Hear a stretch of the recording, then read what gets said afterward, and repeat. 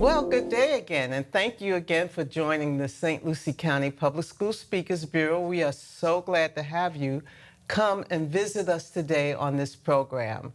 Now, if you just happen to be flipping through the channels and you just landed on us, let me tell you what the Speakers Bureau is about. It is about encouraging, motivating, and inspiring our young people first, our parents who are extremely important in life, and our community. And we do it through life stories. And we've tried to get people who, mostly all the time we do, I say 98% of the time, the people come from right here in our county. So you get to see hands-on, real-life people who you can relate with. They live right here in St. Lucie County. So welcome again. We have a very important guest here today, longtime friend. I almost feel like we grew up together. And this is Mr. Sean Boyle. He is the CEO of the Children's Service Council here in St. Lucie County. And he's decided that he can take out of his busy schedule to come here and be a part of what we're doing today. So we really do appreciate you, Sean. We appreciate you for more than one reason, okay? Not just being here, but for all the work that you have done in this community as the CEO of the Children's Service Council of St. Lucie County. Welcome to our program. I'm excited to be here. We've been trying to connect to do this for a while, right? We have. I think for a while there, even when I was at the schools. Yeah, that's what I remember. At one point, we were at those schools till we wore ourselves out. It's a good environment especially to do the it. media department, you know, going all around at the time. But we started in classrooms, and then we went to auditorium style. And we went to all the ninth graders throughout the district, And I just myself wanted to prove that our young people could do it. And, you know, at that time, it was like, you're going to put all ninth graders together at one time in the auditorium, and you're going to have no telling who's going to be speaking to them, right? Because we were getting different people. But I remember back then, I think we were going on days that you were having meetings or something. Yeah. We could never quite sync. So, but I don't give up easily, No, so you're here now. I'm excited. So, Sean, please introduce yourself a little bit more with telling us exactly what you do as the CEO of Children's Service Council and how that makes a difference in our community. Sure, I am so fortunate and lucky to be part of an organization, and I've had one job in Florida, and I've had one employer in Florida, and it was the Children's Services Council. I moved here in '97 and have been working there since, and been the CEO, executive director for, I want to say 15 years. Not 100% sure. But we at the Children's Services Council, we've been around, we just celebrated our 35th anniversary. Okay. And how long have you been here with them before CEO life? I've been at the Children's Services Council since 1997, so 28 years. I know, I always hesitate to say that because it seems like such a long time. I'm like, am I that old? And as the CEO for the last 15. But we at the Children's Services Council, we fund children's programs. We're fortunate, our county, we're only one of 10 counties in the state of Florida that has a Children's Services Council, because every county can have one, but St. Lucie County, we're fortunate enough to have one, and our charge is to fund and make available programs for children in St. Lucie County, and we've kind of focused our priorities in 5 areas. 1, making sure every baby's a healthy baby. 2, stopping child abuse before it happens. 3, keeping kids off the streets. 4, keeping them in school. And 5, keeping them off drugs, alcohol, and other risky behaviors. And this portfolio of programs, we're currently funding 52 programs. We're pulling all the data because we just ended our fiscal year, reached over 60,000 children in St. Lucie County. Wow. Including our great after-school program called Save Our Children, you may be familiar with. Yeah, we might be the first one. I don't know. Maybe there was 1 or 2 before us, right? Because we were here before you guys got here. I think when I started at the Children's Services Council, and I think I think my first title was Grants and Training Specialist or something like that. I remember I went around and met with the programs, and one of the first people I met was Pastor Mills, Ken Mills. And I remember that conversation. I remember we had a very frank conversation about what the Children's Services Council was and wasn't doing for Save Our Children. And so I just appreciated that relationship, and we've had that relationship ever since. Oh gosh, and I think, like I said, you said that CSC has been around for how long here in St. Louis County? years.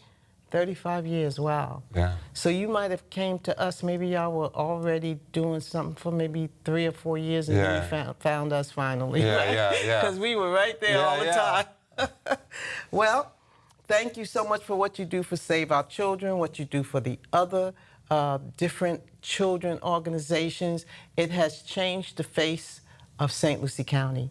Now, you mentioned that we were 1 out of 10 districts, did you say? 10, out of 10 the state counties. Of 10 counties. Out of 67 counties, 10 How of did them. we become one of those 10 to have a CSC? So it's kind of a two-step process, and it's all detailed in state statute if you want to get into the weeds on that. No, we don't. No, we don't. But first, your county has to form an ordinance to say we establish a Children's Services Council, and then in order to get the revenue to make all that available for children, you have to go on the ballot for authority to collect a small portion of property tax.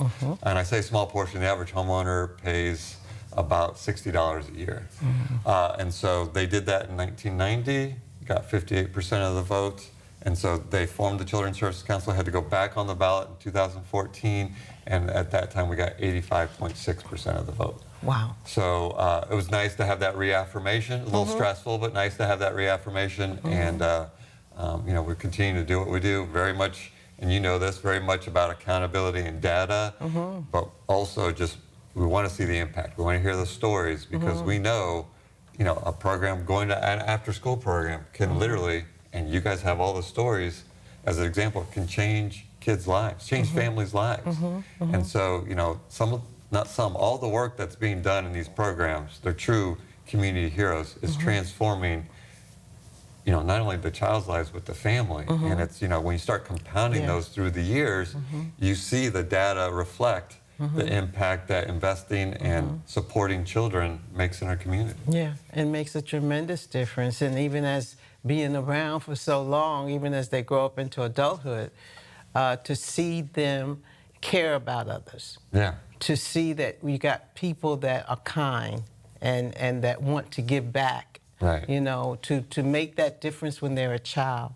And I can't tell you how many guests that we've had here that have said, it was just being exposed to this program or this person, really. Yeah. It comes down to the individual people, because you can have a program, but you don't make an impact unless it's a people thing, a one-on-one thing. I know with our kids, we have to be their best advocates. They have to know that we love them, that we're keeping them safe, and that's when you make the real impact in life, when an individual know that person cared about me.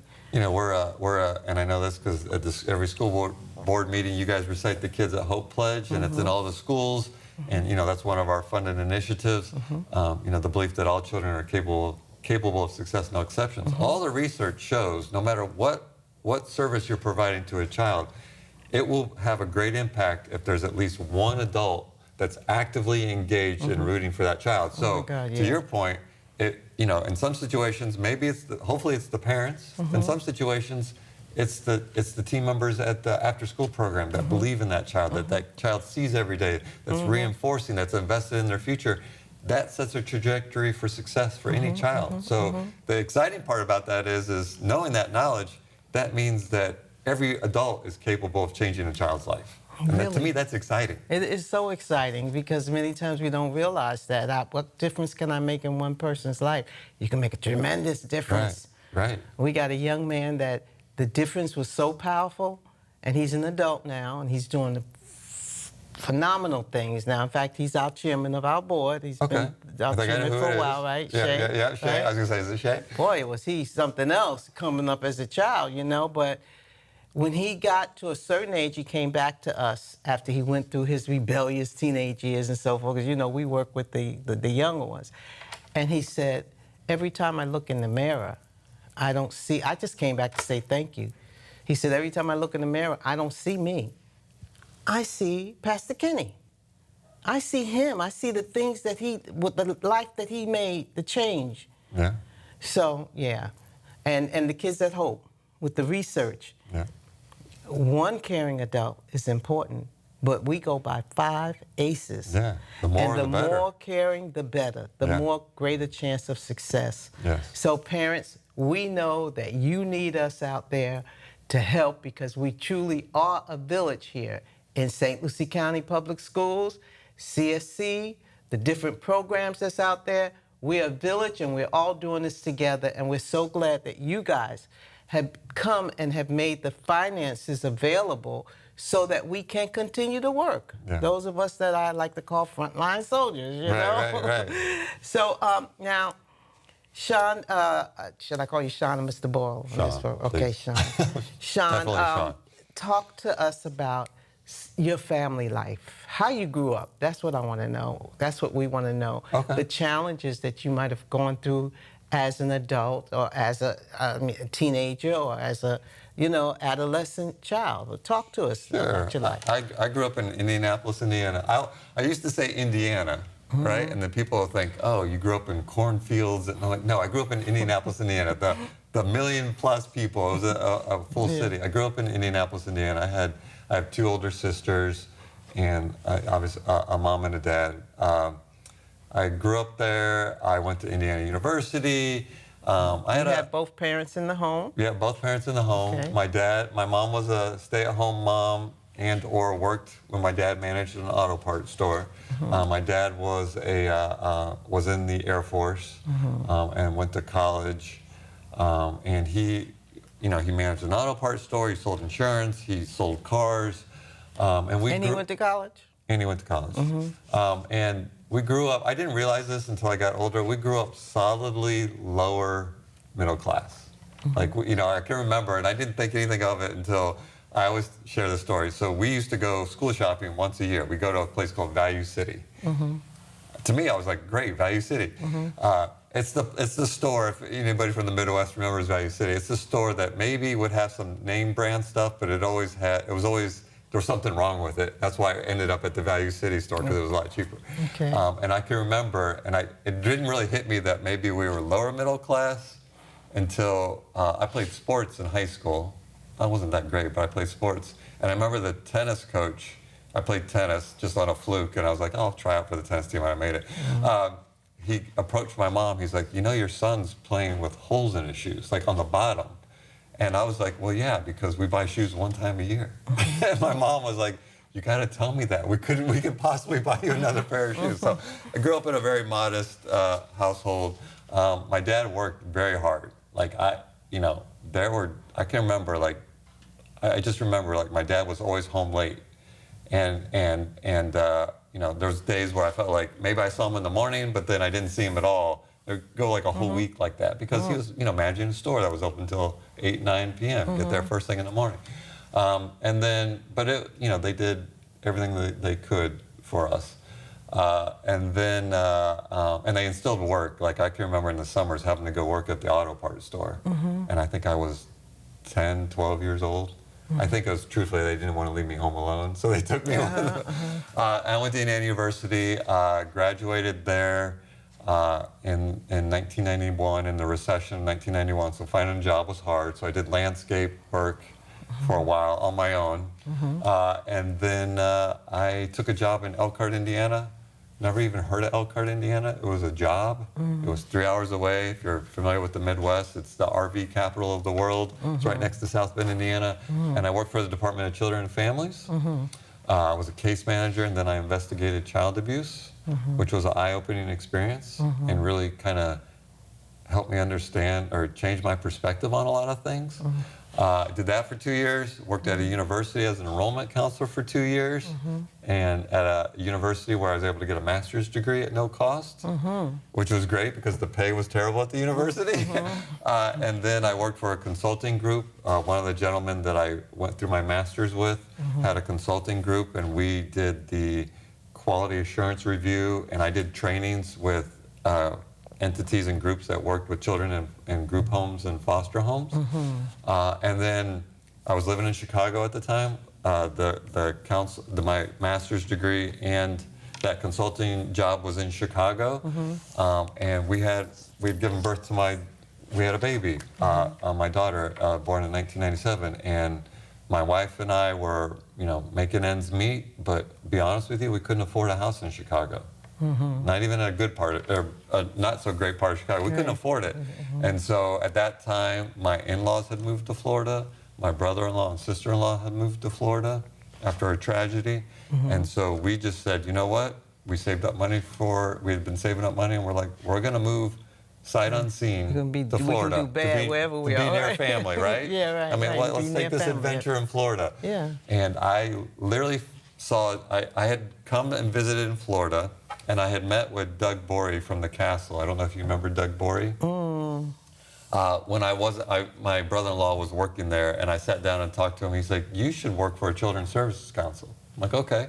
So when I was in Chicago, there was a job ad for opening for the Children's Services Council. So I applied while I was living in Chicago, but I put my in-laws' address, and literally the first week that we moved down, I had an interview, and then the rest is, as they say, history. Wow.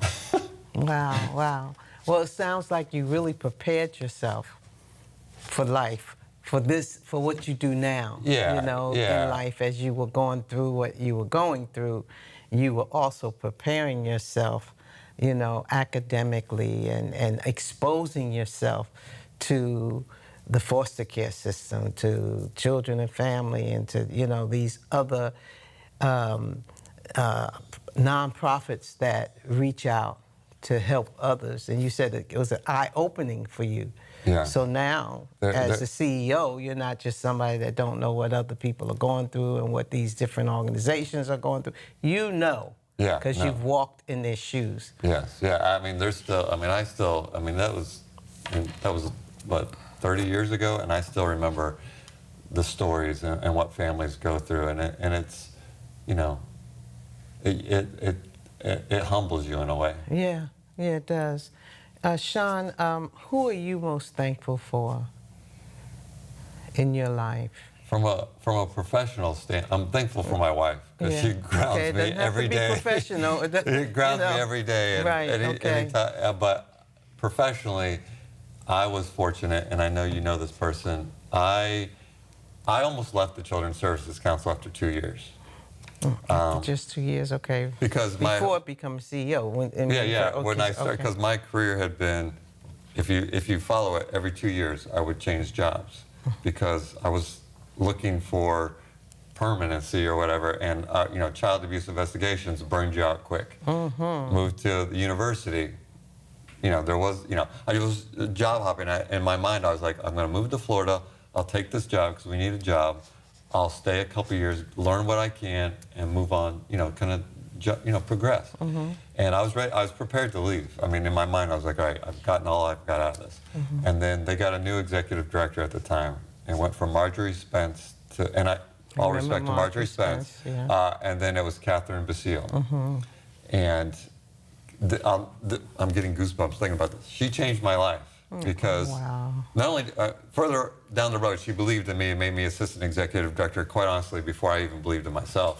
But the thing that she did that made me stay at the Children's Services Council, and no other employer or boss had ever done this, was after like a month, 2 weeks, a month being there, and she kind of, she learned what all we do, she called me into her office and she's like, Sean, what do you want to do? And I was like, as an employee, you're used to your boss saying, do this, I need you to do this. She came to me and said, what do you want to do? And I was like, what do you mean? She's like, well, you've worked here, I know your skill set, what do you want to do to make our organization better? And this is how long ago it was. I was like, we should have a website, because we didn't have a website. So I designed the website, and then I'm like, we should have a training calendar. We should be training our nonprofit providers. So she's like, okay, go do it. And then every once in a while, she would be like, okay, what else do you want to do? And I never had that experience. And that's what kept me at Children's Services Council, because she allowed me, she wasn't, there was boundaries to that. I couldn't be like, I don't want to go be the point guard for the Lakers. She was like, I don't want your job. There are boundaries to it, but she was the first employer that I had, first boss that actually asked me what I thought. Reached out and cared about what do you want to do. So she from a professional standpoint, And I take a lot of pride in my job, and a lot of my identity, I think, is in my job, but I owe everything to her. If it weren't for her, I wouldn't be in this role. Wow. And I know that Kathy has passed a long time ago now, and the impact she made on your life just goes to show the impact we can make on people's lives. Right. And we could be long gone. I was talking about that with our first guest that was here. We could be long gone. And I mean, things like this, the Speakers Bureau could still be, you know, giving the lives of people and helping folks while I'm been gone somewhere. Right. So the impact that we make, and it's so important that we do what we love. And that's why you were kind of shifting around there, because, you know, you had to find that niche of what was you. Right. You know, where you could give the most impact to. Do you have a teacher that made the most important impact on you, and if so, why? What's Teacher? that? Can you think I of said Kathy was a teacher, but I did have a teacher, Mr. Clausen, I believe, was his name. I'm not good If you with... could remember the name even slightly, they made an impact. And I think he taught like government or something. And I remember him, you know, I was a decent student. You know, I was like the average student. But I remember him, I think it was my junior or senior year, like I was talking to him about my grade or whatever, and he just said, you know, Sean, he's like, you can do great things. And, you know, nobody had ever said that to me. I was just like, you know, getting B's and A's, B's and A's. Like and he was like, you know, apart from this grade, don't see any he's like, further than your nose as a kid. You know, he's like, you have it in you to do great things. And I never forgot that, because I was just like, okay, you know, a little encouragement, random encouragement from my government teacher. And ironically, I'm in government now. But I just remember that, him, like, I didn't even think we had that close of a relationship. And maybe he said that to all students, but I took that to heart. Yeah, but you took it personally. Yeah, I was like, and that made a difference. Awesome. Yeah. That's the other thing. And you bring that up. You could say one thing to a person, one single little thing that's encouraging, and you don't realize the impact that you've made on that person, that they'll remember or the same thing negative. Yeah. It can work both ways. Yeah. So thank goodness for people that are willing to speak into the lives of others. Do you believe in second chances? And if so, explain why. Yeah, everybody deserves a second chance. Yeah, I mean, look, we say that, but why? Because nobody is infallible, right?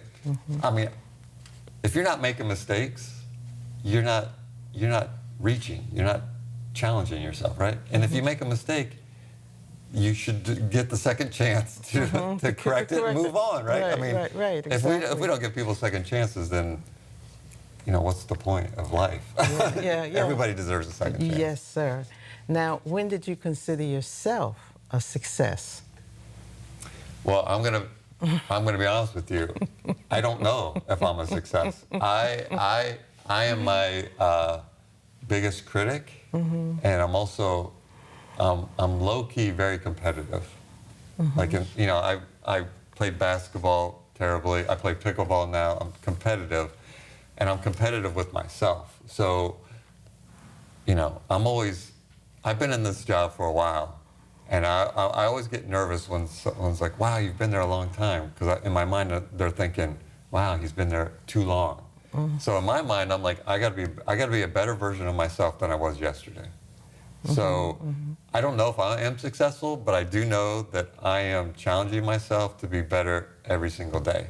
And I'm doing stuff to make myself better, because I believe as a leader or as a human, if you think you've got it all mastered and you're good, then you're done. You move on, because you always got to challenge yourself. I think that's I want to call it a secret to success for individuals.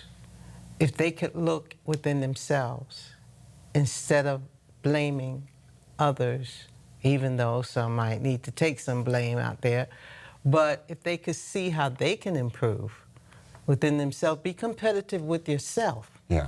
You know, do it for yourself. Become better for yourself. And I'm older than most people think. I'm up there now, you know. but I'm not finished. Right. And I'm still learning. And I believe in a person forever being a learner. Forever being a learner. I currently have done a couple of classes in sign language, and I'm writing a book. I mean, just always there's something you could do to better yourself. Right. And challenge yourself. Challenge yourself. Yes. Yes. Very much so.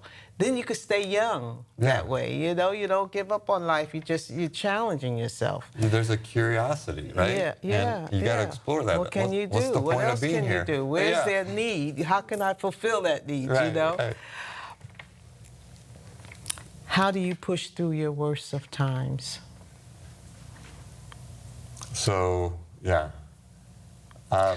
It's kind of easy to give up if you don't have a certain mindset. And you know, the everyday, work-wise, there's always bumps and challenges, and you got to reflect a lot. I've kind of noticed that in my mind sometimes I jump to the worst-case scenarios. I'm starting to recognize that, and the negativity part that we have. But I think, you and I, before we went on air here, we talked about we share something in common.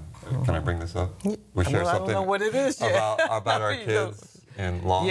Yes. So I lost. When you say how do you get through, the hardest thing I've had to get through was my daughter passing away at the age of 26 from epilepsy, and that's easily the hardest thing I've ever had to deal with, and we've had to deal with as a family and just in general. And I think when there's hard times, particularly with my daughter passing, once you go through the grief, and I've recognized that grief is with you 24/7, and it comes whenever it wants, and it trust me, it comes even now. So I've tried to search for meaning, like what can I learn from it, and I kind of learned. I've kind of adopted two things that have helped me. To help me put into perspective that this is what I can take from this, besides just sadness. And I learned from my daughter's celebration of life. Her secret power in her work that she did was she was super kind. And I've kind of like adopted that. Like, we all need to be more kind. Like, I feel like we teach kindness until they get into kindergarten. After they get in kindergarten, we don't talk about it anymore. But kindness is a superpower. It's so important. It is a superpower. And I also think, what's the purpose of being on this planet if we're not here to learn from each other and explore our common humanity? And I know that sounds global, but when a tragedy strikes, you try to take meaning from it, and that's what I took from it. Wow, I sure wish we can continue this I just saw the time. I was like, it went so fast. Oh my gosh. I wish we can continue it, but we can't because we're in a 30-minute slot. But I would love to have you come back so that we can talk about some of these issues that people face, real life issues that people out there are dealing with. And my degree is in psychology, so I'm always the study of human behavior and how can we become better human beings. But we are just out of time now. So, Sean, thank you so much for coming. It's been a wonderful interview, and I hope that we get a chance to talk again soon. I would love to come back, yes. And thank you for coming on and being a part of our conversation here on the Speakers Bureau. We really do appreciate you, and we know that every last one of us can do better.